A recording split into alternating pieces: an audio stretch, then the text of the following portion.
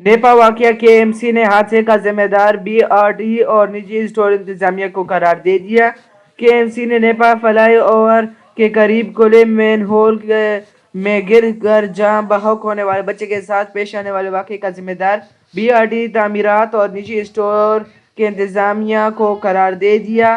کے M C نے Gulshan Iqbal town میں نیپا فلائی اوور کے قریب نجی اسٹور کے سامنے بچے کا گٹر میں گرنے کے واقعے سے متعلق تحقیقاتی رپورٹ سیکریٹری محکمہ بلدیات کو بھجوا دی ہے۔ Senior director municipal services Imran Rajput نے اپنی رپورٹ میں لکھا کہ میئر کراچی کے حکم پر میونسپل سروسز نے بچے کی تلاش کا آپریشن شروع کیا۔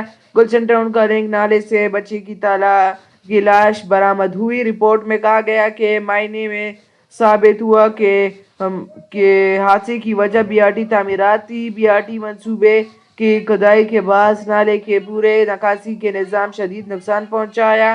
عارضی ڈافٹ کے کور لگا کر گٹروں کو بند کرنے کی کوشش کی گئی تھی۔ کے ایم سی کی تحقیقاتی رپورٹ میں کہا گیا کہ ریڈ لائن منصوبے کی جانب سے ایک جگہ مین ہول کھلا رہنے سے سانحہ ہوا۔